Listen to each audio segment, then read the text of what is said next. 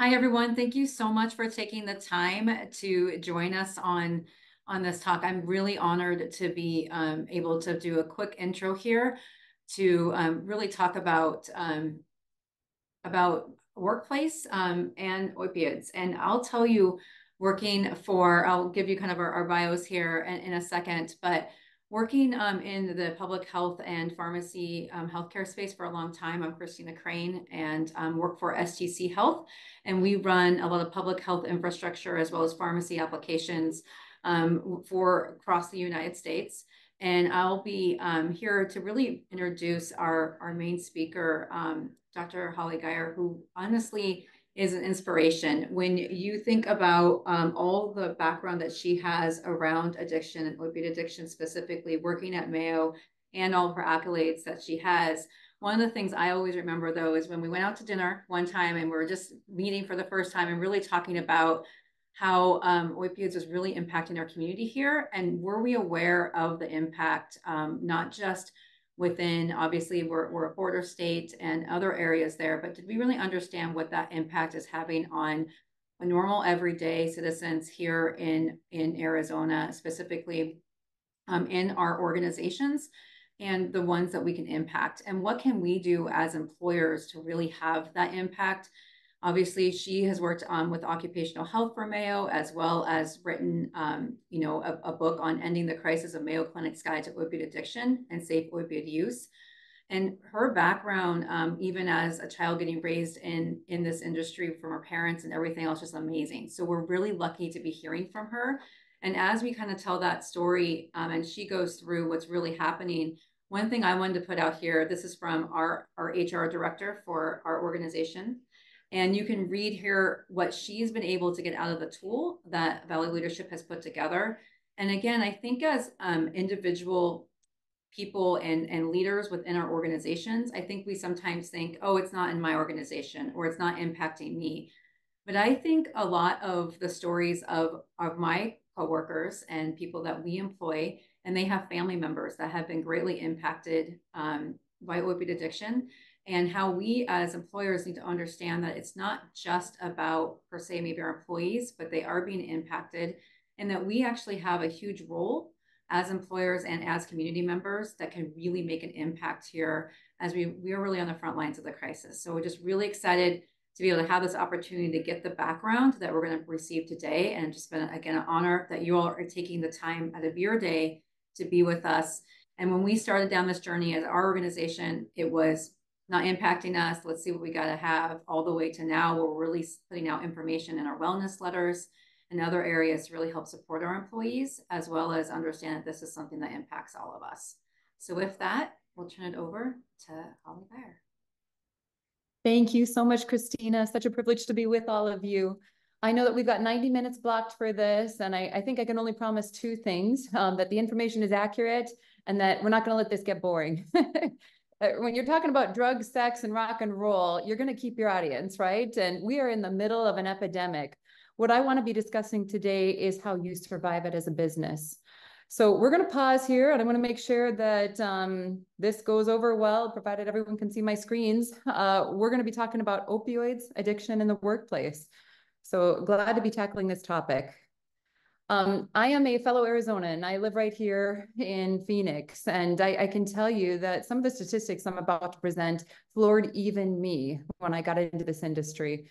Many of you might have heard this, but right now the United States uses 80% of the world's opioids. Now, I'm no math major, but we're about 4.5, 5-ish% of the world's population. If you don't think that number is disparate, I've got some others here for you. Right now, 50% of the US fentanyl, everything coming into the country, 50% is coming right through Arizona. We are the epicenter of this epidemic, ladies and gentlemen. Comes right up this I-10 corridor, and then it branches into multiple directions. I can guarantee you, if you took I-10 today to get to work, you passed a car that's covertly trafficking this. It is everywhere. Oftentimes, when I give this lecture, I ask people, listen, how are you personally affected by the opioid crisis? What's the domain of your existence that really has you, hyped up on this topic? And I get a variety of responses. One of the most common is, yes, me personally, right? we recognize that right now, opioids are the #1 cause of accidental death in adults under age 45 in the United States. For the last couple of years, they've been reducing the average American life expectancy, meaning we're dying off younger than we were just a couple of years ago. The math comes out to us experiencing a death from this cause roughly once every 5 minutes. In fact, by the time this lecture is over, we'll have lost probably 10 plus people. In addition, we're losing that same number of people, 5-ish plus, in the state of Arizona every day. That's a lot of people. Historically, we've recognized that opioids as a drug class cause dependency somewhere between 3 to 19% of people that ever touch the drug. And this includes legitimate pharmaceutical prescriptions. If we go back to 2015, 1 out of every 3 US adults received an opioid prescription that year. They far surpassed any prescription or prescribing practices in the United States for any other drug class.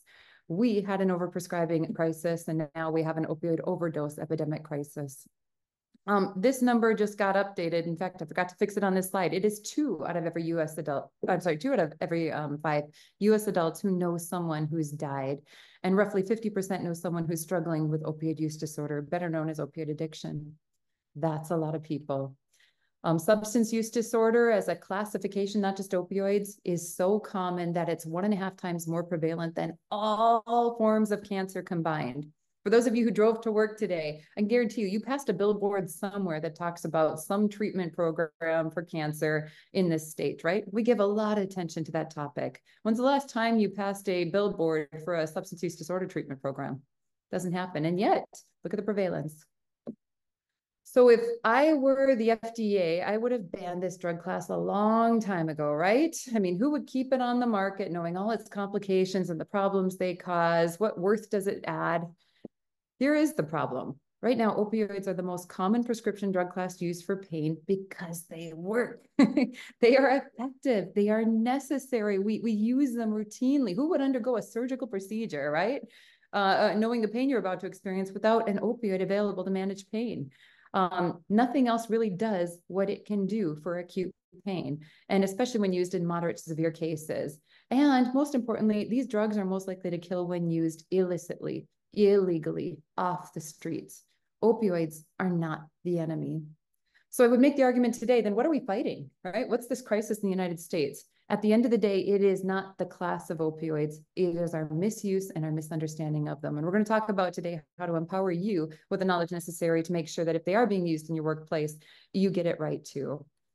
I want to make it clear when we're talking about opioids, there are 2 very different subclasses of them. There are the pharmaceutical opioids, the ones that I as a prescriber offer you. They are pharmaceutical grade, right? They're in labs with biosafety chambers and hoods and insurance that there's sanitary procedures in place. And it's pure. The drug you get is what you actually wanted in that drug, not all these byproducts.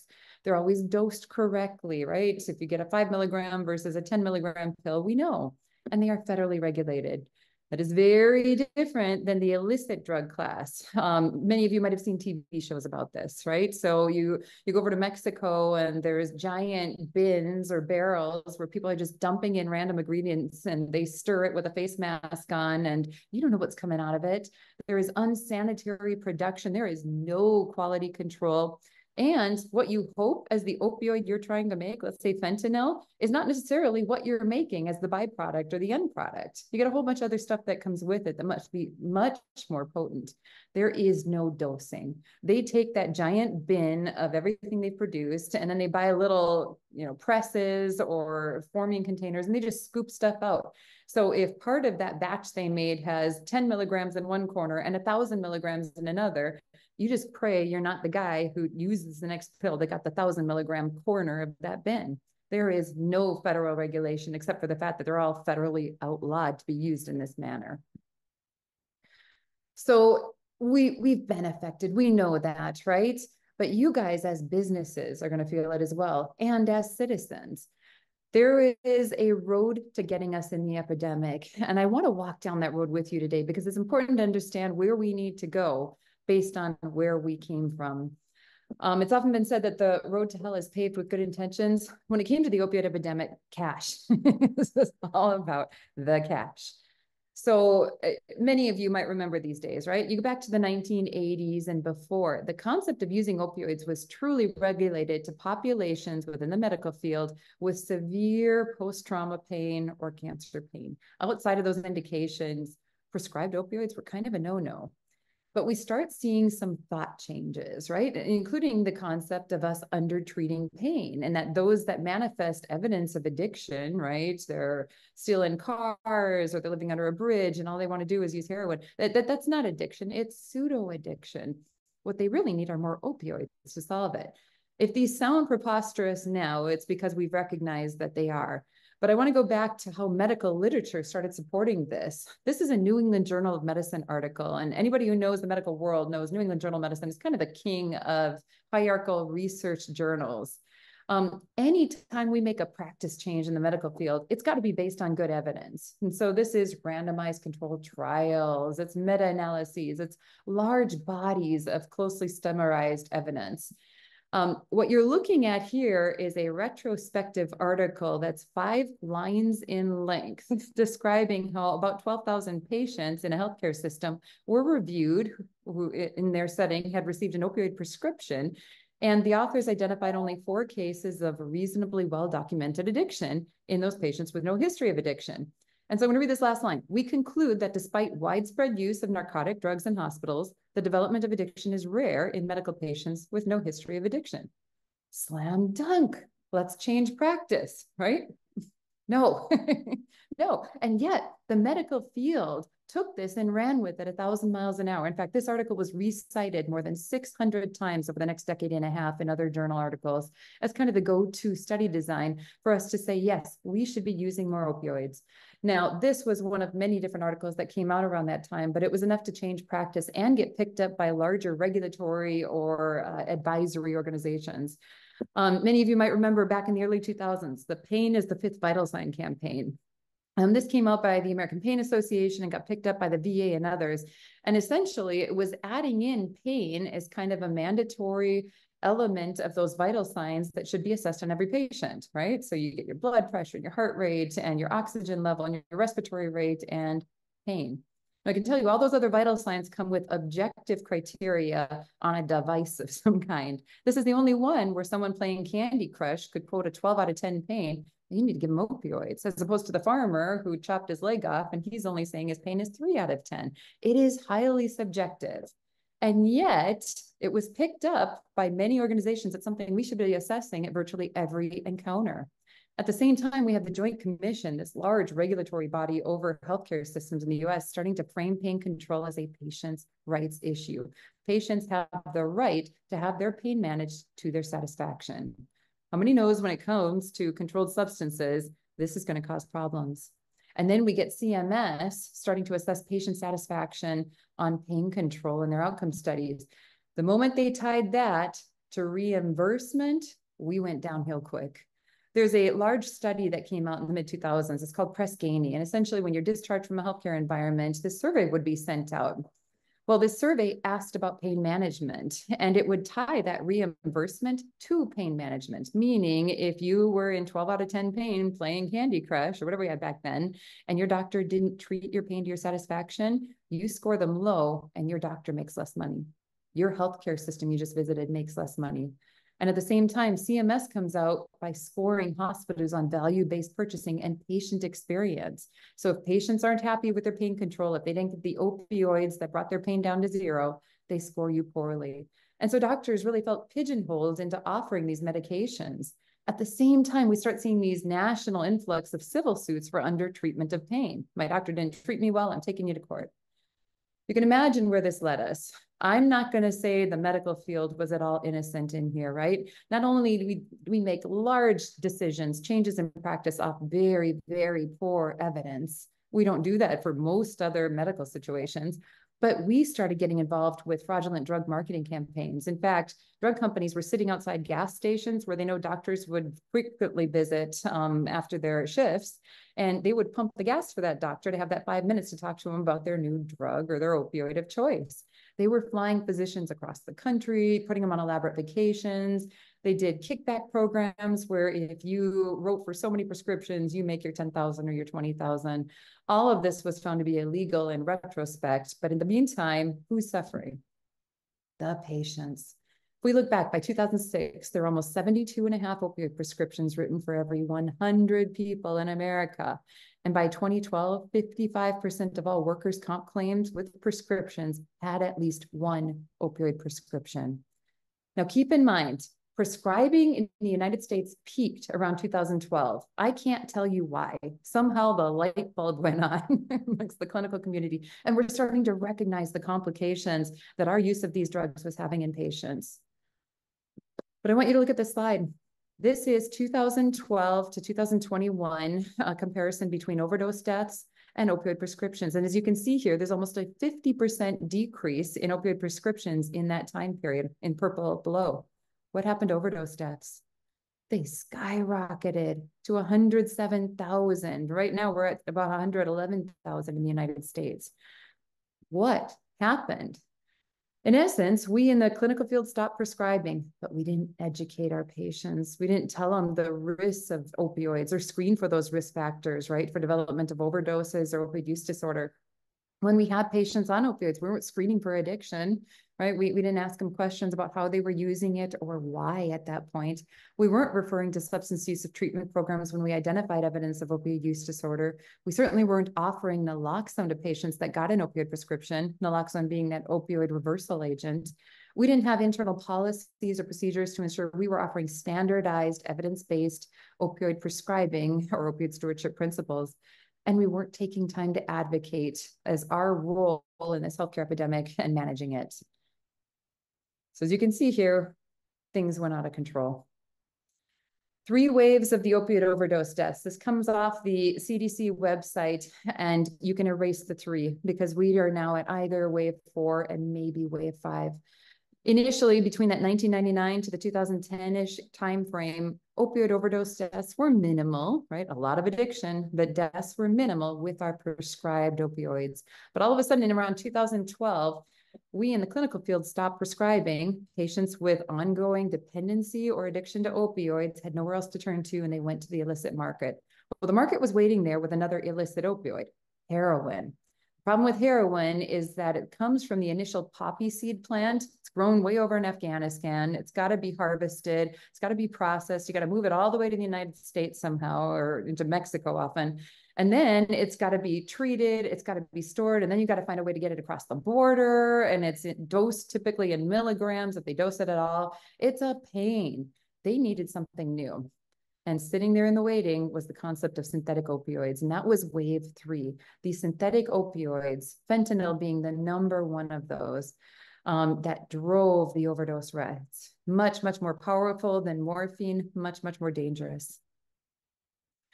Patients came from our epidemic into this new epidemic, the overprescribing epidemic into the overdose epidemic. If you look back at the data, 80% of people back in 2013 that turned to heroin had started with a history of prescription drug misuse. That's a lot of people, and that's a lot of fingers pointing back as to the health and the healthcare community as playing a strong role in driving this epidemic. Why fentanyl? Well, right off the bat, depending on route, it's between 50 to 100 times more potent than morphine.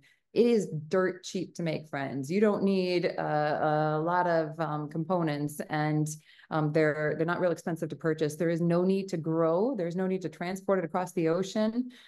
It's easy to transport into the United States because, #1, it's dosed in micrograms, a fraction of the milligrams that people typically need for heroin to get a high, which means you can shove this into about any body orifice or under your hood, and odds of getting detected are much less likely. It's budget friendly, and it is highly addictive. The way opioids work is that they cross something called the blood-brain barrier. So once they make it into your body, either orally or intranasally or shot up through veins, they work their way over to that spinal cord area, and then they come into your spinal cord directly into the brain. The faster something crosses that blood-brain barrier, the higher the high. And I can guarantee you this gives you a very high high. The 4th wave. I would say that since about last year, we've been entering this. Right now, we've recognized a co-contamination problem with our fentanyl, meaning other drugs of abuse like methamphetamines, cocaine, Other potential stimulants are frequently, if not the norm now, contaminated with fentanyl. There was a 50-fold increase in meth mortality rate within 2015 to 2021, and 62% of meth deaths in 2021 involved fentanyl. Here's why we're scared of this. Right now, there's no approved treatments for meth addiction, which means if people are also addicted to that, it's all the harder to get them off these drugs. They look back and 93% of fentanyl positive urine drug screens performed in addiction treatment are also positive now for other substances of abuse, including stimulants, xylazine, and others. So co-contamination is going to be the new norm of this epidemic. If that wasn't bad enough, I am now personally retitling this the fifth wave. It's not quite here, but it's rapidly on its way. Novel, potent opioids. We've talked about fentanyl being a synthetic opioid, meaning not coming from the original plant and got a unique structure that happens to bind to that opioid receptor. We have now identified an extensive list of new ones that are hitting our market. Nitazines, I've got fancy names below that, and morphine are amongst that drug class. They are 1,000 times more potent than morphine. They have a very high affinity, meaning a high binding capacity for that receptor that takes in opioids. So once it's there, it's going to be hooked on tightly.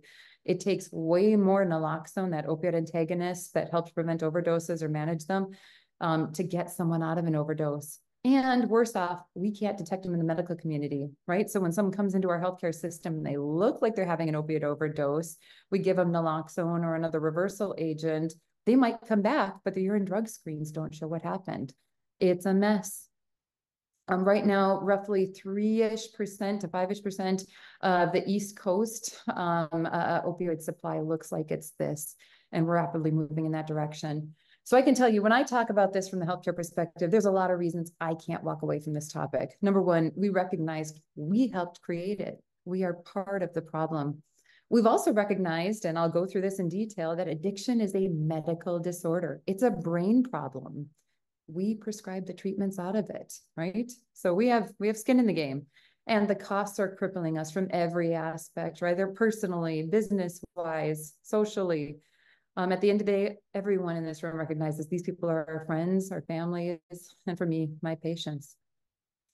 So I would ask you today, why could you walk away from this? And can you? I think it's important to understand the role of opioids and addiction in the workplace, because this is in your workplace or will be soon, friends. Some perspective on the costs for you. Back in 2020, we recognized that in the US, the management of opioid-related issues cost the US about $1.5 trillion. Our national budget in 2018 was $4.79 trillion. I'm no math major, but that comes out to about 1/3 of our national budget being spent managing the opioid epidemic. This is expensive. If you look strictly at the healthcare systems right now, opioid-related complications cost my healthcare system within the US, the whole healthcare system, $95 billion annually. Can we afford this? Because I can tell you, you are paying for this if you're helping to subsidize your staff members' insurance. You pay for this. And you feel it on other levels too. They had looked at large employer coverage for opioid use disorder and overdoses. And back in 2004, it cost you about $0.3 billion. By 2016, that had gone up almost ninefold, $2.6 billion. You can't tell me that's not expensive and that you haven't been personally impacted in your businesses. And the whole state feels this. If we look back at opioid addiction in the state of Arizona back in 2017, it cost us $21 billion to manage. But once we kind of got all of our mobilization ready to go and started intervening, the cost almost doubled. 2021, $53 billion. Right now in the state of Arizona, there are 5+ opioid-related deaths every day. We had gone back through the child's mortality review team, and we got some data. There were 80 kids' deaths between 2021 and 2022 related to opioid overdoses. Can we afford this? Right now, 75% of American businesses describe being actively and directly impacted by opioids, right? That is most of you. And yet, in a survey, they identified that only 17% feel extremely well prepared to deal with the issue or slightly well prepared. So what has the National Safety Council found? They are really the authority on this topic and developing resources on it. I sit on the National Safety Council Advisory Impairment Committee, and we've done some robust work looking at this. There was a study done recently, and it showed that 38% of businesses endorse experiencing absenteeism or impairment in the workforce performance due to opioids. Roughly 31% have had an opioid overdose, an arrest, or a near miss or an injury because of opioid use while on campus. That is 1/3 of businesses endorsing this. I'd be surprised if the number is any lower in this room. 86% of employers in that study believe that taking opioids, even as prescribed, can impair job performance. They're not wrong. 50% are very confident that they have the appropriate HR policies and tools to deal with opioid use and misuse in the workplace. That's only half of you that feel like you know what to do. We hope to fix that by the end of today. Roughly 80% are not very confident that an individual employee behavior would have warning signs that they could spot for opioid misuse. Not surprised that that's a common issue. Even within families, it can be difficult to detect. And roughly 40%, this scares me, 40% would return an employee to work after he or she receives treatment for misusing prescription opioids, which means that these people are unable to return to any form of employment, including those who have received treatment, right? Where will they turn for support? Where will they get their insurance? Where will they get the other things to keep them in a state of recovery? So there was an interesting study done a couple of years ago, and they examined low back injuries that cause more than 7 days away from work. And they showed that if you give someone a longer term prescription, and there was a range of days to that in claims registries, there was an association with temporary disabilities that were more than 3 times longer than the individuals that didn't get any opioid prescriptions. Now, there's nuances to this study. You could make the argument that, well, their pain was probably worse, in which case they'd need more opioid prescriptions, and the pain was truly the reason they had longer term disability. Or you can make the opposite argument, right? People who have pain and then get opioids longer experience secondary consequences from those opioids, and that's why they're out longer. The study didn't deal into it much, but I can tell you that studies have shown quite a few incidents experienced due to opioid usage within the workplace. These are numbers that scare even me. They looked and surveyed businesses across the nation, and they found that 37% of businesses identified positive drug test results for illicit opioid use amongst their staff members. 37%. 37%. The same number said that legal employee use of opioid prescription relievers at work was identified, right? So this is almost the norm in many cases. 22% said that they've identified impaired or decreased job performance with these drugs. Almost 20% said that we've got employees that are using these drugs illicitly at work. I want you to think about that, because if you don't see this in your workplace and it's underreported, right? That's the more likely scenario than overreporting it. Right now, up to 1/5 of your workforce might have had this going on at some point, or 1/5 of your entire body has at some point been using these drugs. Only 1/4 said they were not familiar of any of these above having been problems within the workplace. So opioids are the norm, not the exception over time. And because of that, I believe businesses are asking for help. Can you blame them? I want to talk here a bit about why opioids, why pain, and why these have grown into problems that we see.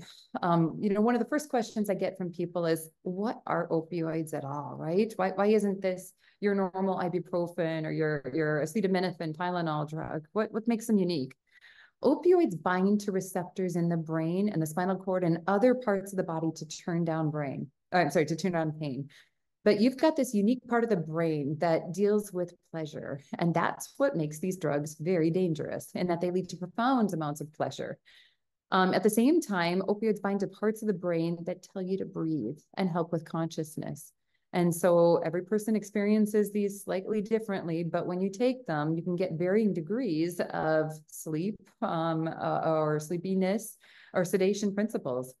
In general, when we take opioids in the right patient, use them for the right indication, at the right dose, for the right length of treatment, and the right route, more often than not, they lead to mild symptoms, right? Itching, constipation, sometimes euphoria, a little bit of a pleasure surge, and then nausea and vomiting. That stuff doesn't scare us, right? that this does. And these are not uncommon. Confusion, right? I see this all the time in the inpatient setting. Sedation, not breathing well, meaning your breathing rate, which should be somewhere about 15 to 20-ish, is all the way down to 5 to 6. You can't keep oxygenation up. Delayed reaction time. This would scare you guys. Who operates heavy machinery in your workplace? Are they able to respond if something's being dropped quickly, or are they thinking about things well? Are they planning? Is that part of the brain shut down? Memory impairment, not uncommon. So when we prescribe opioids, it is key that within the medical setting, we get this right through opioid stewardship principles. And that includes an educational component to people using these drugs. First off, people need to know their expectations with pain. When they come to us and they've chopped part of their leg off, they've got to know generally how long this is going to take to heal. Right. So a finger laceration, that pain syndrome is going to be very different than someone with diabetic neuropathy due to long-term uncontrolled diabetes, right? There's going to be, a misunderstanding amongst most people about what's going to make things better or worse. So we've got to educate. We've got to tell them what's normal and what's not normal. And people need to understand that the goal of any pain relief is functionality, not complete elimination of pain, which, by the way, was the mantra that we preached all the way through the early 2000s to that 2010 era. Patients also need to understand their pain management regimen. We have tremendous opportunity to get this right in the clinical setting. And it's imperative that if we're offering opioids, we are also offering non-opioid alternatives in virtually every situation, okay? There is almost no role for opioid monotherapy. And if you're seeing this, if it's being disclosed by individuals coming to you in the workplace, if they say, yeah, my doc's just got me on an opioid, and I think it's reasonable to ask, listen, have you taken anything else? Did they ask about Tylenol or scheduled ibuprofen around the clock? Anything that might reduce your need for opioids. Opioids really should be, in most situations outside advanced cancer or end of life care, a adjunctive agent, right? The last resort agent, as opposed to the go-to agent for pain management. So patients need to understand, when is an opioid appropriate? They also need to know how to store and dispose of opioids. Lock them up. There was a study that was done in more than 50% of cases where opioids were diverted, came straight out of households where people were leaving them on the kitchen cabinet or putting them in the bathroom without locking up the medicine cabinet. Easy access. And this is our kids that are accessing them. Make sure that whenever you're done with your prescription, meaning your pain is controlled with whatever regimen you've got, don't finish the bottle. Get it out of the house. And certainly don't save it for your next home do-it-yourself project from Home Depot, right? There's other ways to manage that pain. Never reuse without permission. And it's also key that patients very much understand the risks of addiction, overdose, and diversion. I want to educate you on these so that you can bring this up if you're seeing it in the workplace. When it comes to the development of addiction, there are some risk factors. You do not need any of these to develop opioid dependency. But some things like younger age 18 to 45, any mental health issues like depression, anxiety, bipolar, schizophrenia, some of those more serious ones. Social stressors, right? Someone going through a divorce or losing housing situations, things like that. I will tell you that opioids are great medications for mental health coping. They do an amazing job without euphoria of just calming the mind until the problem is essentially what they were chasing as the solution becomes the problem. The number one risk factor for addiction to opioids is any history of any addiction to any other drug class. All right. So this includes tobacco history or history of alcohol use disorder. We'll talk about the rewiring of the brain in a second and how that sets you up. And then chronic pain syndromes as well. What you want to look for, what friends and family should be looking for, are the 4 C's. Problems with control of how much you're using or when you use it or why. Problems with cravings, the person thinking about the drug all day long, inability to say no. Problem with consequences, right? When life starts to fall apart, or when your wife says, you're not going to Johnny's softball games anymore. You just sleep all afternoon. Or why did you get that DWI last week? Consequences. And then compulsion, despite the desire to stop, you can't. We recommend everyone raise concerns if they're seeing any of these 4 C's so we can do more aggressive screenings. Overdose is very different than addiction, and you don't need any of those risk factors. In fact, you need different ones to develop this. any baseline heart or lung problems. If you've got employees in the workplace that have a smoking history and COPD or obstructive sleep apnea or a bad heart and they're on opioids, this may not be the right drug class for them. Same thing goes for kidney issues or liver issues because they may not clear the drug out as well. And any history of addiction, certainly a big risk factor. I would imagine you guys have already received some degree of opioid training on what an overdose looks like, but just high level, any difficulty breathing, right? If they're less responsive to stimulation or if they're overtly sleepy, those are all warnings. Every one of those situations is an opportunity to administer naloxone on the spot. We'll talk about where, why, and how. And they are medical emergencies. Call 911. Here in the state of Arizona, it takes 1.8 vials of naloxone to get the average Arizonan back from an overdose. And that's because the synthetics have taken over the market. When it was just the prescription opioids people were using, it was easier. So be prepared for them to relapse into a state of sedation after you've given naloxone. Call 911. So this is a question I get all the time, including in the medical field. Listen, this person comes to me and I'm seeing all these aberrant behaviors and their life is just seemingly controlled by opioids, but they say it's for chronic pain. They live pill to pill to pill for management of the chronic pain. Is this addiction? The reality is that oftentimes we see addiction manifest as a behavioral disorder. The changes in the brain, the rewiring, have a lot of overlapping features in the setting of chronic pain. And we see that people manifest in chronic pain syndromes very similar to opioid addiction, right? So there's sensory, there's emotional, spiritual, cultural, behavioral, cognitive development things that can happen in both of those. People might feel anxious, depressed, in pain, or have a sense of suffering, or their lives might fall apart socially. They might develop secondary medical issues or just not think well with chronic pain. They may not sleep well or develop financial problems or relationship issues or marriages fall apart, or they might need to go on disability. All of those can look like pain. All of those can look like addiction, and they occur in both. Studies have shown that chronic pain and opioid addiction have very similar changes in the connectivity patterns between the different parts of the brain that are involved and changes in the neurotransmitters. If you employ opioids in the setting of chronic pain, those changes are all the more pronounced. So it begs the question, how do you tell them apart, right? When someone's telling you that they live in a state of chronic pain and the reason they act the way they act is because it's from pain, not addiction, we do the same thing you do. Employ the 4 C's. Look at whether or not the drug is in control or they are. Now, we in the medical field, once we hear from you guys that there might be a problem with the 4 C's, we'll employ something called the DSM-5 criteria. And this is it. It's a nice long listing of all of the things involved in opioid use disorder that could go wrong in a life because of the drug.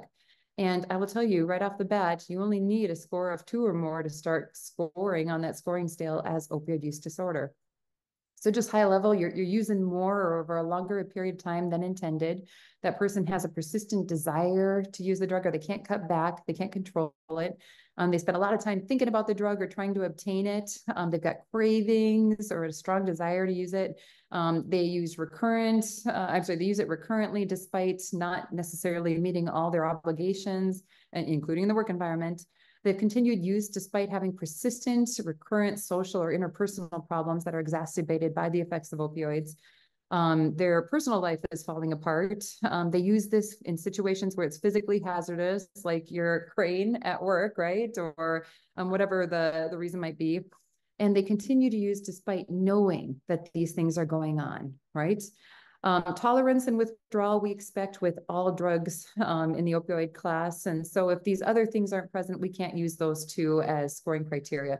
But in essence, what they mean is that the more you use, the more you can tolerate, which is how some people get to crazy high doses of opioids.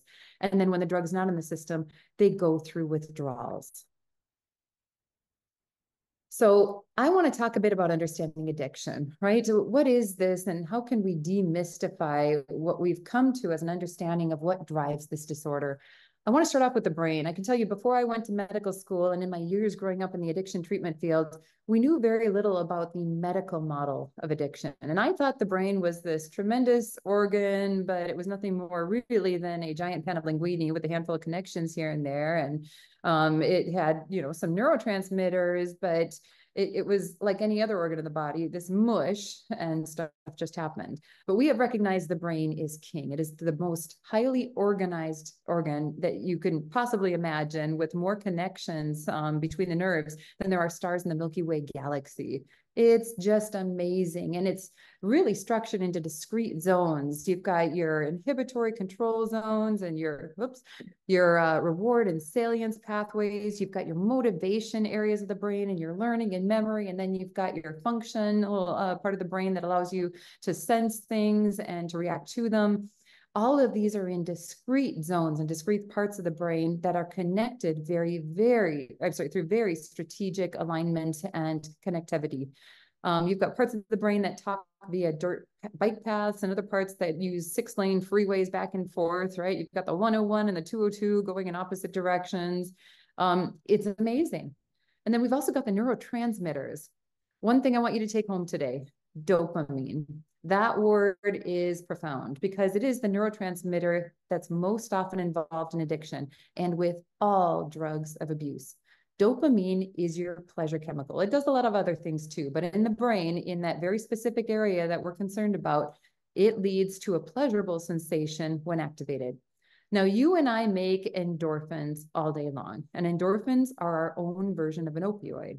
They float through our body when we eat a donut or when we hug our kids or go for a nice walk, and they bind into the brain to activate dopamine. And then dopamine floats across these little channels and binds to dopamine receptors.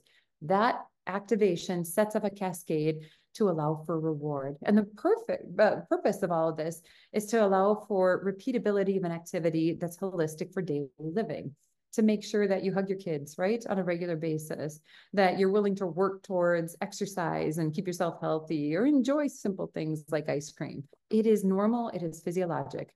And then at the same time, we see this pathway hijacked with serotonin. That's another neurotransmitter. And serotonin is the drug that makes you feel normal. I can tell you, drugs of abuse that hijack these pathways will take over to a degree that's hard to imagine. So I want you to do a quick survey here. When we talk about dopamine as the happy chemical, we're not the only animals out there that develop addiction pathways. And we've done a lot of studies, most often using rat models and dog models, to better understand this. They did a study a few years ago, and they looked at the percent of basal output, meaning the normal amount of dopamine produced minute by minute, hour by hour, before and after an intervention. So they gave these cute little mice, I don't know, a rat donut of some kind, right? And you can see here the percent of basal output, what it should be making in that part of the brain was 100%, so right on key. And then all of a sudden with that rat donut, you see about 50 to 100% increase in that dopamine surge. And then it comes down very quickly over a matter of minutes. I want you to look here at what drugs of abuse do to the system. As you can see here on the top left, we've got amphetamine exposure, like meth, 1,000% increase in the percent of basal output. And look how long it's up. We've got minute by minute, hour by hour, this still elevated in the system. Over here in cocaine, 400% increase, and it's up for hours. And down here on the bottom right, morphine, an opioid, mind you, somewhere between 100 to 200% increase, and it's up for hours and hours. Now you tell me, so when you're doing this hour by hour, day by day, year after year, what happens to the brain? We'll put this in different contexts, right? So many of you are probably going to the gym, right? And when you go to the gym, oftentimes people target their maximum heart rate at about 85% of what they can achieve. So that's normal, that's physiologic, and you can do that for maybe an hour or so, and then it's got to come back to normal. What happens if you target that heart rate 1,000% of basal output? Ask the morgue, right? The heart's not going to match 30 seconds. It can't keep up with it. And yet we see something different with the brain. We're going to bypass this because I want you to see this slide. This is an example of the brain attempting to adapt that initial change. And what we're seeing here is the nucleus accumbens. This is your pleasure center of the brain, and one of the nerves that's responsible for taking up all of this onslaught of dopamine. This on the right-hand side is exposure to amphetamine. That's a dendrite, or a nerve that picks things up, dopamine. And you can see there's way more receptors than the control group here on the left. So the body is attempting to accommodate for this massive amount of dopamine that's flowing over. And this starts to change the way that our individuals or the person using it perceives how good that next high will be, or their stimulus response, right? I've heard stories of people who say, listen, I shot up fentanyl for 2 years in one room. And they say, I walk into that room now. I don't even need the drug to stimulate that same response. I just have to enter the room and I feel the surge of euphoria. Your approach behavior, what you're willing to do to get a hold of that drug, and then your learning and decision-making as well. But the brain can't keep this up forever, right? You can only fall off your bike so many times and skin your knees in the same place so many times before it just doesn't heal and you get chronic skin wounds. This is what happens to the brain. This is called a heat map. And as you can see here, red is high availability of that dopamine receptor, and blue means very little. I want you to take a look at all of the addicted brains, right? Heroin, alcohol, meth, cocaine, and versus the control group on the left-hand side. Is there any red there? Is there high dopamine receptor availability? No, these things have been downregulated, right? The body says, this isn't holistic. This isn't right. I can't even keep up production of all this dopamine or the dopamine receptors. And even if I did, I've got feedback mechanisms to turn this stuff off because this doesn't sound right for me. And your body attempts to correct it. The problem is when you start down-regulating your receptors, what happens when you don't have any receptors and you hug your kids? The tiny amount of dopamine that you produced when you hugged your kids, is that going to bind anything in there? Are there receptors to pick that up? No, right? Are you going to feel anything when you eat that ice cream? And you get to the point where the only thing that's going to let you feel normal are the drugs of abuse themselves. And this is where we start seeing people transition in the state of addiction from positive reinforcement, either mental health alleviation and or initial pain control and or use of it for the high in a setting of controlled use to more and more impulsive use, and then to a state of negative reinforcement, where essentially you're scared of the withdrawals, this horrible sense of being controlled, the inability to navigate out of it because your brain has been rewired, and this constant state of depression as the reason that keeps you in it. And you're compulsively using just to avoid all of the negativity. This study scares me, and it's been repeated more than once, in fact, quite a few times. It's a rewiring study. I want you to look at the left-hand side of the screen here. This is in a normal, healthy brain. Each of these dots are a different color, or at least grouping color, and each grouping represents a different discrete part of the brain who's got a very specific role. As you can see here, it is very well organized into what part of the brain is allowed to talk to who at any one point in time. And some of these are the 101, some are the 202, some are Highway 17, and some are bike paths. What I want you to focus on here is this top right corner. It's in the purple dots, right next to the far right image of those median temporal lobe. You see the subcortical area. This is your pleasure center, right? This is where that dopamine cascades through. And that subcortical zone has very little direct connectivity to the frontal lobe, because that frontal lobe, those red dots, is in control. This is your executive control center that says, go, no, go. I'm not making this bad decision of taking the car to go get drugs because you know what? Mom took the car keys away last week and I got grounded for a month and I haven't seen social media since 2022. Not good. Not going through that again, right? I want you to take a look here at the picture on the right. Look at the rewiring. And this is an individual with chronic heroin use who is not actively using, friends. This is in a state of abstinence. That brain has been profoundly rewired. And look at the profound connectivity between that pleasure center zone, the subcortical area, and the rest of the brain, including the frontal lobe. You tell me, who's in control here? It's not the frontal lobe. And these people are stuck in this lifestyle. And I'll tell you, this study has been repeated multiple times with very similar results, and in people roughly 15 years out. The functional connectivity seems to persist. Now, that by no means that a person who struggled with addiction will stay in a state of relapse. All that means is that if we can keep them abstinent, we want to make sure that if and when they're exposed to opioids, we're not putting another car on a freeway that's already been built. We want to use these drugs safely down the road from exposure. Friends, the mind is a prison. These people live in a state of withdrawal the moment that drug's not in their system. And the way it's been described is that it's the worst stomach flu you could possibly experience, and close to death. They have horrible memories, right? Some of the things they've done to other people, the things they've said, the jobs they've lost, those haunt them. There's pain, right? There's something called opioid-induced hyperalgesia, which means the more you're exposed to opioids, the higher your body revamps its pain when you take them. And so it actually, in chronic exposure to opioids and chronic pain syndromes, can worsen pain. You live in this constant state of anxiety. You've got this drug, or I'm sorry, this chemical called corticotropin releasing factor. And this chemical essentially makes you feel nervous. It's what you feel that 3 seconds before you have to slam on the brake in a car accident, right?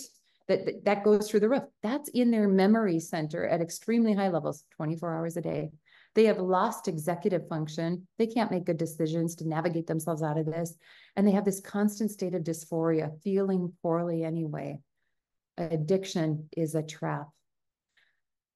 I want to talk about how we treat this because I can tell you recovery is possible and you are such a critical part to this. I will make the argument today that no one chooses addiction. After everything we just presented, who would, right? But what I don't want to do is give you a misunderstanding that there are no volitional components to addiction. Addiction is a medical disorder. You've just seen this. And the images that I put here can be very much superimposed on those that we see for other organ dysfunctions, heart disease and pancreatic disease. We can use the same dynamic testing approaches and get similar results for them. But there are paths to addiction. There are ways to stop. One of the first ones is the chronic exposure pathway. Ladies and gentlemen, this is us in the healthcare field. We've already talked about this. This is an individual who comes to us with real pain for an acute reason. They don't have mental health disorders. They weren't sexually traumatized for 20 years. They're not doing it because they're depressed. They have real pain and they want a medicine for it, and they don't know better whether or not we should be combining it with other therapies. We in the clinical community oftentimes hand out the opioids like candy, right?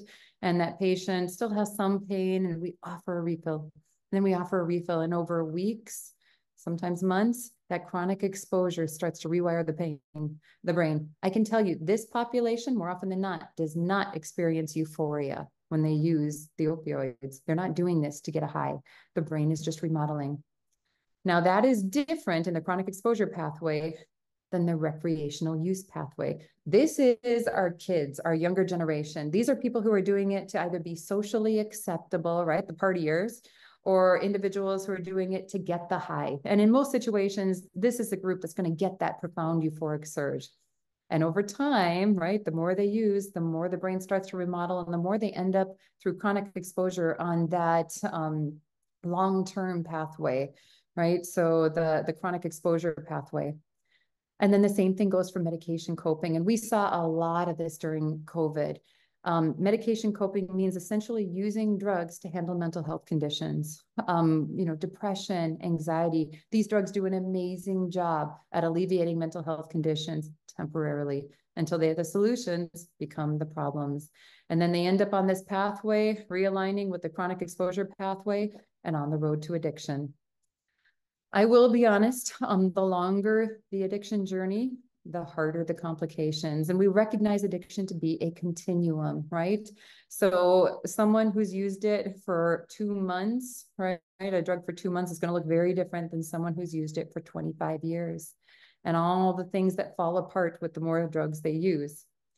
When we think about addiction, the American Society of Addiction Medicine, or my oversight credentialing board, says addiction is a primary chronic disease of brain reward, motivation, memory, and related circuitry. And that dysfunction in these circuits leads to characteristic biological, psychological, social, and spiritual manifestations. I want to focus on these 4 highlighted boards because I speak to a variety of audiences. And depending on the audience I go to, I get a different response when I ask, what is addiction? You know, me in the medical community, we see addiction oftentimes as this biological problem. When I speak with counselors and people that deal with mental health, they say, no, you don't understand. It's primarily a problem with depression or anxiety that goes unmanaged.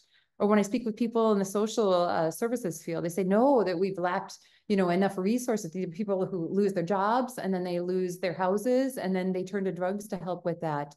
Or they've lost their kids to the criminal justice system or the foster care system and they can't get it back, and they're so profoundly withdrawn and overburdened by this. That's the problem. I speak to pastoral communities. I did one this morning, and oftentimes what we hear back from that group is, listen, this is a spiritual problem, right? It's a sin problem, or they lack connectivity to their higher power, or they have problems with guilt and shame, or they lack a purpose. That's why they use drugs.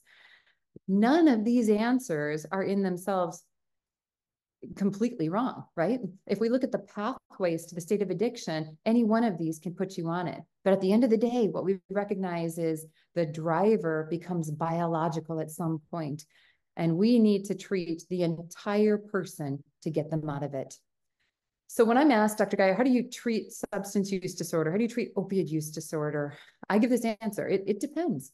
Are we treating the disease, or are we treating the patient, the person? If I target that disease, the answer is easy, right? So we're going after neurotransmitter problems and receptor deficits in the brain and all those hormone changes that are going on and the goofy rewiring that we see and the withdrawal symptoms.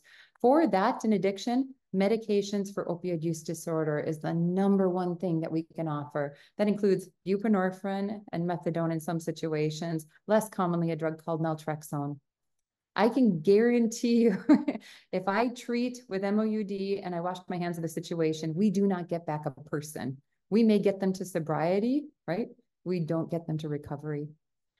The patient is what we actually want back at the end of the day. That's a loved one. We want to make a mom a mom. We want to make a community member back in the community and contributing. We want to make a person a breadwinner. We want to make these people taxpayers and citizens. We want them to be a soul and a whole body. And this means us treating everything else. So I want you to commit this to memory. Recovery, meaning coming back as a person to lead a holistic lifestyle, is not abstinence, friends. So what is recovery? It means addressing all of it, all of these things from a biological, a psychological, a social, and a spiritual perspective. And there's a lot of things here that we could target. And this is why it's so key that when it comes to getting people into the right treatment program, that right treatment program offers right now standard of care. So what is standard of care? It's really going after each of these. From a biological standpoint, in opioid use disorder, it's offering these medications for opioid use disorder, and early. The longer you wait to get those employed, the more likely those people are to relapse. You also want to make sure you're addressing the psychological components, right? So addressing mental health disorders that might be underlying it, and then getting counseling. If you remember back that functional connectivity study that I showed, we can realign some of these brain pathways. We can improve that crazy scattered picture by employing motivational interviewing and cognitive behavioral therapy. Grief and trauma, those are key to going after, because if these emotions keep resurging, I can tell you opioids are a quick way to recover from them. And then, of course, the relationships, that social aspect, things that have fallen apart, right? So the vocational issues, getting them a job, legal issues, their living conditions, parental rights, and then addressing spirituality as well. 84% of clients that come into a treatment program are asking for spirituality because they feel like there's more to their life than just psychology and biology, and they want purpose. When it comes to leaving a treatment program, there's a lot to be done. And you guys, the group I'm talking to today, plays more of a role of this than I think any other group I could speak with. Making sure there's housing and food security, making sure these people have jobs, that there's legal support, that there's step-down treatment approaches, meaning not just necessarily leaving your treatment program, but going to weekly meetings, or maybe an outpatient treatment program that meets once or twice a week before you go to AA or NA. Support group engagement, finding a sponsor, that person who's going to be the one to pick up the phone 24/7 when that person's necessarily nearer to a relapse, and having a relapse action plan in place, making sure everybody's got naloxone on them if they've got a history of opioid addiction, and then establishing that long-term medication provider for opioid use disorder, not cutting them off the day they leave that treatment program, and doing follow-up. All of this is key. When it comes to medications for opioid use disorder, we've talked about 3 of these. Buprenorphine is probably the most common one that's offered today. And by the way, when I say common, I mean in 10 to 20% of all people who even get treatment for opioid use disorder. This is still way, way under offered for the average patient. And it's key that you guys know this is standard of care for the disorder. We need to do a better job in the medical community. We're working on that. But in the meantime, buprenorphine can be offered by an average clinician in family practice, pain management, just about anyone with a DEA license. Methadone can only be administered or offered through an opioid treatment program, which is a licensed setting. They're going to de-restrict some of those rules in the next year, I believe. And then naltrexone, it binds to those opioid receptors and doesn't allow anything else to bind. It's good for very specific populations, but it offers no mortality benefit. By using buprenorphine or methadone, we can reduce the risk of overdose deaths by 6-fold. So what are the benefits? A whole bunch, right? When you feel normal, when these drugs are now in your system, the medications for opioid use disorder, they bind to those receptors and they stabilize them. In general, when they're being dosed right, you don't get a high and you're not depressed. You feel like you and I do in this room. And because of that, that allows you to engage in the other forms of treatment that bring you to a state of recovery. They also help prevent illnesses, hepatitis C, HIV. Those can oftentimes happen with IV drug use and a host of other complications. They, of course, help prevent illegal activity. If you don't have to go to the black market for them, right, then you're in the right environment and you don't have to engage in things to fund your habits. They help you improve your functionality, and that means filling roles. And they also help reduce cravings and withdrawals. And again, that mortality benefit. Right now, 7 out of every 10 opioid or fentanyl pills that the DEA collects have enough opioid in them to kill the average American adult. So it is absolutely key that they are not going to the illicit market for their treatment. The data shows 90% of patients who don't get medications for opioid use disorder will be back on those opioids within 1 year and typically within 3 months. There is no wiggle room these days to get this wrong. So make sure that your staff have access to the drug. Despite this, detox is the most common treatment. We're changing this, but like I said, 90% of patients that quit, they're going to be back on it in 1 year. We do not detox for opioid use disorder, except very, very, very early initial stages before addiction develops. There was a study that came out a couple months ago, and us in the addiction community had known this number kind of in the back of our heads, but no one had studied it.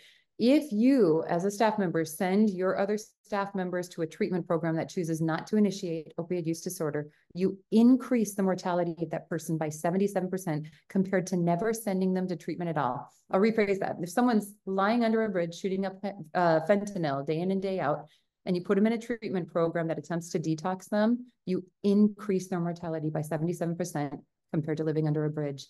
It is key that you get them to the right location. So I want to focus in here on where you are in the workplace. I can tell you I wear 2 often, honestly, competing hats at Mayo Clinic. Number one, I oversee as the medical director our occupational health services. We see problems with opioids within the workplace, right? They're not uncommon.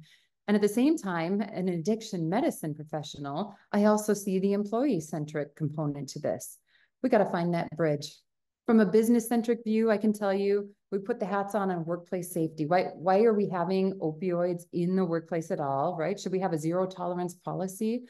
We have concerns with our product quality. You know, for us as an organization, how about the healthcare of care we deliver to patients, right? Every system is going to have their own product quality concerns. Cost containment. Why would we retain people that could be very expensive to the healthcare system, right? Sending them to treatment is not going to be cheap. Staff relationships. If we allow for an environment where people with opioid use disorder are talking with other staff members, is the problem with addiction or relationships on how to access the drugs just going to build? And then our institutional culture, right? Should the average culture be, yeah, use drugs and we're going to help you through it? Or should we have a culture where we're just really a no drug workplace? And then how, of course, do you navigate the legal requirements and the organizational policies and procedures that come with all of this? And then we've got the employee, right? The employee-centric view says, listen, we just discovered this as being a problem with healthcare, right? We revealed this as being an addiction disorder that's driven by brain problems. Why not treat it as a healthcare problem? We treat all other healthcare issues, right? Relapse prevention. If these people have had problems, then do we have the right to responsibility to make sure that if they're in our workplace, we help make sure they stay safe? We want to make sure that we're keeping relationships preserved with these people, right? If they don't have us, tell me honestly, who do they have? And is our culture going to be one that really ostracizes people that have struggled with what we now recognize to be a medical condition? Or are we going to welcome them back in and make sure that we're part of the global solution to this crisis as businesses? And then, of course, legal requirements. Do we understand these well enough to make sure the employee gets what they need? Because I can tell you, the legal landscape has changed to really empower the employee to have this medical disorder managed like any other. And do your policies reflect that? So what are employee rights on this topic? I am not in HR. So I'm going to keep this high level, but I can tell you that the EEOC and the ADA have really outlined this well. Now, I don't want anything I present here to supplant any legal counsel, but if we take this topic of opioid use disorder and opioid use in the workplace from a very high level, I can tell you when it's used legally, you really can't be refusing applicants on opioids or MOUD without reviewing for a reasonable accommodation, right? The same thing goes for firing an employee who's using opioids without reviewing for reasonable accommodation. Now, an employer never has to lower production or performance standards or eliminate essential functions, right? You don't have to degrade what you offer back to the community in your product for work that's not being performed. So, that's the legal opioid world. In the illegal opioid world, it is, for these two major bodies, a fireable offense, independent of the degree of impairment. But what I would offer today, just recognizing everything we've talked about, is maybe an opportunity to still retain these people if and when they've come to a point of recovery. Thinking is shifting, friends. What we've seen across the landscape of the United States is that the historic view of what will keep my company successful is changing to what will keep its people and its culture successful. And that really means changing the value system to one that values people. So this includes employee education, offering much of what we're talking about today, and what STC and this group that's hosting the session is making available to you as resources. We want to make sure that there's robust health benefits, and this is going to help minimize relapse triggers. If people have a place to get treatment and they have the post-treatment opportunities available to them, for relapse prevention, they're going to do better. And then it means promoting a culture of honor and of health within your workplace. And it really means offering compassionate, comprehensive workplace policies.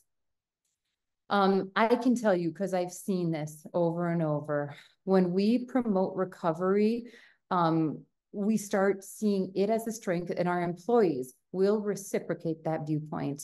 Employment in itself is essential to the recovery process, especially for the age group most likely to be affected by opioids, that 18 to 45. This is our workforce, right?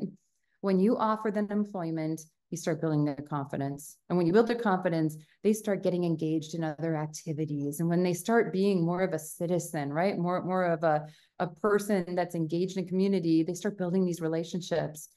And then you're offering this financial stability at the same time. And then they start fulfilling their other roles. You put this all together, they look back, right? When they're in that state of recovery and they say, you know what? You know who got me here? My workplace did. My workplace recognized that I was important enough to be reinvested in. And there is a brand loyalty there, ladies and gentlemen, that can't be reproduced. And if that's not enough to incentivize you, I can tell you that studies have shown employees in recovery have equal or lower healthcare costs overall, absenteeism, and job turnover. More than one study has shown this. They looked at the cost savings when you initiate MOUD for these people, and it's about $60,000 to $100,000 per person. Get them to a treatment program, friends, the right kind. You'll maintain your employees. I can tell you recovery can be a lonely journey, and relapses are often the norm, not the exception. At some point, someone with a history of opioid addiction is going to lose their kid, right? Or they're going to have their mom or dad die, or they're going to be served divorce papers, and they are millimeters away from falling off the edge of the cliff. But when you have all the right resources in place, 72% of people with chemical addiction achieve recovery. You can bring these people back. So don't let them fall through the cracks. When it comes to building a recovery-ready workplace, here are some basic skills that I think you could have in place. One of the first ones, talk openly, present messages of hope. When you have addiction, this is not a death sentence, and it doesn't have to be for people with opioid use disorder. Try not to use stigmatizing language. Make it people-centric. So we don't want to use things like addict when we label them. Start looking at it from an addiction standpoint and call it substance use disorder or opioid addiction, and treat it like any other medical disorder. And then celebrate big, celebrate recovery as a strength, because I can guarantee you it does offer a strength. And then have health insurance plans that strongly cover MOUD or other substance use disorder treatments and mental health. Wellness programs, they're popping up everywhere. Make sure you've got one in place to allow for work-life balance and stress management so that these people don't necessarily have to turn to opioids or develop secondary problems if they're engaged with opioid use. You want to prevent gossip, right? Let's not spread around that so-and-so has an addiction problem. Keep it quiet. You would for any other disorder, right? I would strongly encourage abstinence workplace environments. We know that we're just putting new problems, right? New cars on freeways in the brain that have already been built, and you're setting these people up for relapses. So we don't need chemicals to have a good time. That's been proven over and over. And then I would work to establish relationships with local recovery programs, have a place that you validated as a good one to send people to, and then develop peer mentorship programs where other people in recovery within your organization can mentor those who are struggling with addiction. You might be familiar with employee assistance programs or EAPs. They offer a lot of things, but oftentimes addiction related as well. Employee education, oftentimes on health disorders. They can sometimes do individual chemical dependency assessments, which is great because that helps define what treatment environment these people would best go to. They do organizational assessments. They can help you get up to speed on what things you could change interorganizationally to make sure you're a recovery-ready workplace. Oftentimes, they do management consultation and can even do referrals to treatment. They oftentimes offer short-term counseling or legal and financial and retirement assistance or help with trauma. There's a lot of ways to engage with these. Some, like ours, have in-house programming that's made. Sometimes you can consult with external programs or do membership assistant programs and management-sponsored programs. Just a lot of variety out there. So what do we do about opioids coming into the workplace, right? It's not if, it's when. We talked about that. We already know opioid use can increase workplace injuries. It can lead to higher worker comp costs. You can have increased absenteeism or be distracted when using. That has shown increased HR complaints and decreased employee morale. And this includes prescription opioids. What do we do in the workplace? I think there's a role you guys can play to help limit complications. One of the first one is helping people focus on healing after injuries. Give your employees time to heal. If you're on the phone 48 hours after a fracture saying, Bob, when can you come back in? Odds are, if Bob's a loyal employee, Bob's going to work hard to come back in. And that means more standing, more walking, which means more pain, which means more opioid use, which means longer opioid use, which means more complications, which means more costs on your part. It cascades down, right? Give them time to heal. And this is going to help reduce the chance that they develop chronic pain syndromes, which can lead to long-term disability you have to pay for. Make sure you're covering non-opioid therapies in your insurance plans, right? So PT and OT and integrative therapies and procedures. Like I said, there is virtually no role for opioid monotherapy, meaning the only thing that person is getting for pain management. And you should be covering these, I think, at the same time or same level of coverage as pharmacologic treatment. Make sure that you've got integrative options. They work. And then have policies in place for opioids in the workplace. Anytime someone's coming to work, they need to understand that all controlled substances, and I'm talking about any prescription drug class that's DEA licensed, should be locked up at all times or carried very discreetly on the person. Opioids should know how they respond to opioids before using in the workplace. I can tell you if they got a script yesterday and they show up to work with a bottle today, you do not want them operating heavy machinery and taking a pill mid-use when the pain finally hits. They've got to know. Campuses being prepared for an opioid overdose. We saw those numbers and roughly 30+% of businesses are saying we've seen an overdose. Every business should be prepared to respond with an opioid antagonist. Naloxone is the most common one available. There are others that have emerged to the market as of October of last year. Make sure your staff are trained on how to use. The intranasal version of naloxone is easy to administer. You just shove it up the nasal in there, point and shoot. You can use this on anyone that you think might be experiencing opioid overdose because the side effect profile is virtually zero. and make sure it's easily accessible. Don't hide it in the medicine cabinet on the 5th floor, right? Hallway F, no one's going to find it. Make sure people know where it is. I wanted to span some common myths about it. Number one, naloxone. Having naloxone does not increase drug use rates. We might be familiar with naloxone parties. That's particularly prominent in the drug use community where they use naloxone only to rescue the highest high they can achieve. That's not what you're seeing in the workplace, I can guarantee you. The other thing is that naloxone is safe to give, even if it's delivered to someone not experiencing an overdose. And with Good Samaritan laws, virtually anyone can give this in the state. You can access free naloxone from a lot of places. Sonoran Prevention Works and the Department of Health Services have programs to distribute it to your workplace. So be sure to look those places up and ask for it. Right now, it is over the counter, about $45, and it's insurance covered, about the same price. So where do we go from here? As we wrap up this session today, we've got a lot of tools that are available to you. Looking at the national ones, the National Safety Council has a month-by-month plan. This is a procedural outline on what to do to make your workplace opioid ready and opioid safe. I encourage you to download that and take a quick look. SAMHSA also has a website that nicely outlines very similar material, has some great statistics there as well. EEOC, you're going to want to read that. More importantly, your HR team and your legal team are going to want to read that because this is more about employee rights and workplace rights than it is about safe use of opioids. NIOSH, kind of the same thing. They've got the Total Worker Health Principles Guide. Take a look at that. And then I've got a book out there if you're interested. It's called Ending the Crisis. It's written at an 8th grade reading level, so virtually anyone can understand why opioids work the way they work in people, when they're appropriate, when they're not, and then how to manage and navigate opioid use disorder, including finding insurance programs and the roles that friends, family, and the workplace can play in it. And then, of course, so we've got our toolkit from the group presenting today. So the Opioid Use Disorder Business Toolkit put out by Valley Leadership. Great guides, great resources there, and a lot of Arizona-specific information. This should be your go-to following today's meeting. We've got local tools here. Like I mentioned, Sonoran Prevention Works does naloxone 101. And then we've got access. They've got opioid treatment services within the area on their website. You can look it up by zip code.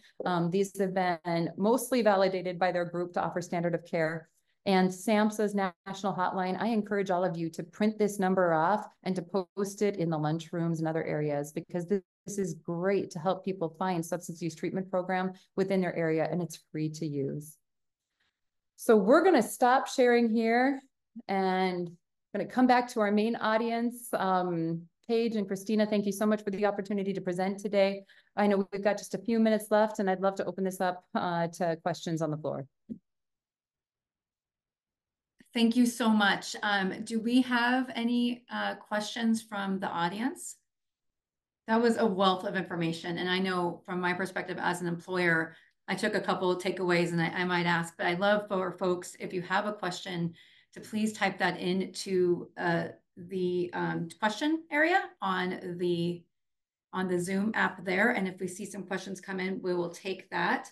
In the meantime, I just have up on the screen a link to our toolkit as was mentioned. And again, our HR folks have really seen this as a huge resource because it lets you start where you are. It doesn't matter where you're at in the journey.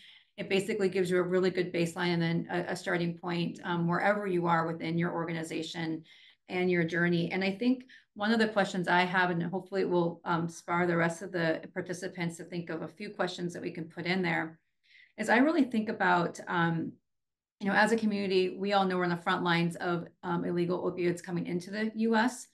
And I think sometimes as community and business leaders, we may feel there isn't much we can actually do or have an impact there.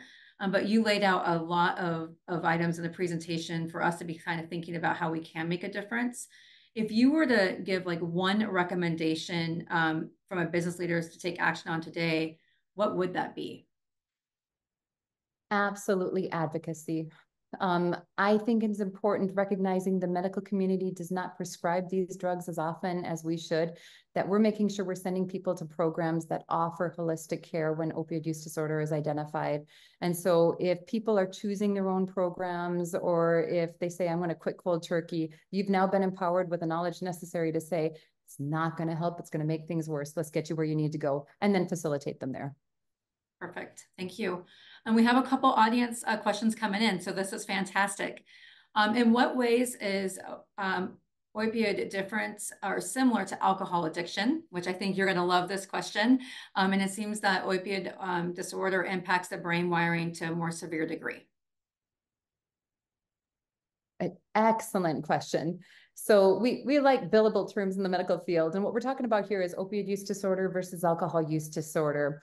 All drugs of abuse rewire the brain through the dopamine pathway. All drugs of abuse hijack it.